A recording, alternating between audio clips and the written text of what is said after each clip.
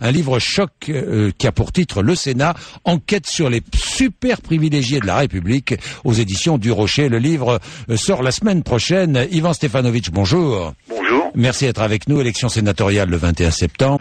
Ivan Stefanovic, combien de fonctionnaires travaillent au Sénat? 1260. Hein. Oui. Et ils gagnent entre 2300 et 20 000 euros par mois mensuel. Ils ont la semaine de 32 heures. Ils ont presque 4 mois de vacances. Entre 2300 et 20 000 euros par mois. 20 000 euros, j'imagine, c'est le questeur ou non? Voilà. Non, Hein? non, c'est pas le questeur, c'est le secrétaire général du Sénat ou le secrétaire général de la question. Ce sont les nounous des sénateurs. Oui, d'accord. Les nounous, ce sont eux qui organisent l'administration du Sénat, c'est cela? Voilà, c'est ça. Hein, c'est comme un questeur à l'Assemblée nationale, quoi, un peu. Tout à fait. Hein, tout à bien. fait. Alors, de 2300 à 20 000 euros par mois, femmes de ménage, jardiniers et chauffeurs compris. Voilà, avec prime de nuit. Avec prime de nuit. Systématique. Systématique. Ah bon, Oui. bon. Même quand on travaille pas, les jardiniers ont la prime de nuit. Alors, même quand on ne travaille pas, les jardiniers ont la prime de nuit. Oui, la prime de nuit est une institution au Sénat est une institution systématique. Vous la touchez systématiquement, quelle que soit votre fonction. Voilà. Bon. Pour les fonctionnaires. Pour les fonctionnaires. 32 heures par semaine. Oui. On n'en est Oui. pas à 35 heures, là. Hein. 32 non, heures. C'est dépassé. C'est-à-dire que travailler plus pour gagner plus, ça ne vaut pas pour le Sénat, quoi. Ah non, ça, les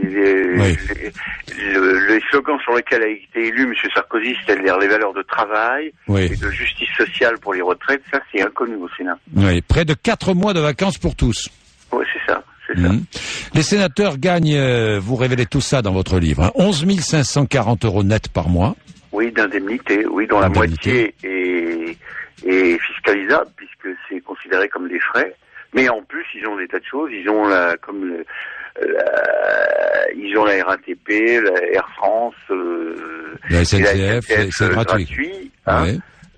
Et puis ils ont curieusement une prime de 1 000 euros par mois de prime informatique, ce qui fait qu'à la fin de leur mandat, ils peuvent ouvrir facilement un magasin d'informatique, parce qu'à 1 000 euros par mois pour une prime informatique, c'est... Oui, ils peuvent s'acheter un ordinateur par mois, quoi. À peu près. Ouais.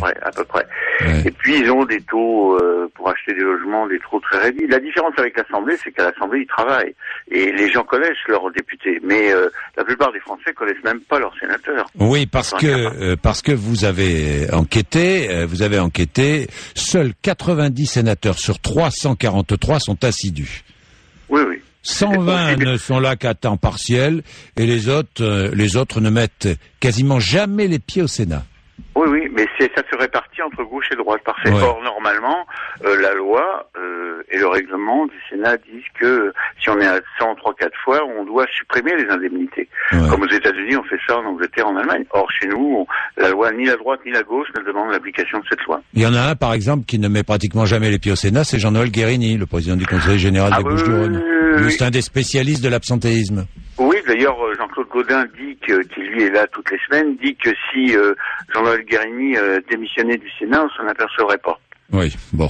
Je vois aussi dans votre livre que la Cour des comptes n'a pas droit de regard sur le Sénat. Non, c'est au nom de la séparation des pouvoirs entre l'exécutif et le législatif. Le président de l'Assemblée nationale a accepté récemment que la Cour des comptes vienne mettre son nez, mais au Sénat, il n'en est pas question, puisqu'on a 3 questeurs, 2 de droite, 1 de gauche, les grands argentiers du Sénat, et ils distribuent ce que nous, contribuables, nous payons, c'est-à-dire 300 millions d'euros par an pour le Sénat, c'est fait dans l'opacité la plus totale. Ouais. Voilà. Les retraites. C'est légal. Et tout ça est légal. Les retraites, un mandat de 6 ans de sénateur donne droit à une pension de 1869 euros. Hein. C'est monsieur Delanoë qui a été sénateur 6 ans et il a tenu sa promesse quand il est arrivé maire de Paris en 2001. Il a dit il démissionne, mais il oublie de dire qu'à l'âge de 60 ans, c'est-à-dire si je calcule bien en 2012, il aura 1869 euros par mois de retraite. Quand on compare avec le salarié moyen du privé français qui lui a cotisé non pas 6 ans, mais 40 ans, oui. Et qui aura 1500 euros par mois. De retraite moyenne. Ouais. Et il faut dire que la moitié des sénateurs sont fonctionnaires. Ouais. Donc ils touchent en plus des retraites de fonctionnaires. Des retraites de fonctionnaires. C'est pas mal. Mais je conseille aux auditrices qui nous écoutent d'épouser un sénateur. Aussi parce que c'est le plus fort taux de reversion. Si vous êtes dans le public et le privé, quand votre conjoint meurt, en général c'est les hommes avant, là, dans le privé, les femmes ont droit, les veuves ont droit à 54%, et dans le public, dans la fonction publique, c'est entre 50 et 60. Et ben chez les sénateurs, c'est 66%. Et vous avez comme ça une sénateur de l'Orne qui s'appelle Nathalie Goulet, qui était assistante de son sénateur, puis qu'il l'a épousé, il est mort, le pauvre homme.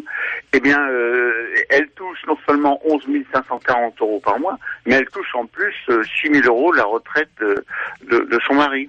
Et quand vous comparez qu'un sénateur, on a attaqué les conducteurs de TGV, les gens de la RATP, etc., parce qu'ils gagnaient, notamment les conducteurs de TGV, 60% de 4 800 € par mois pour 25 ans de cotisation.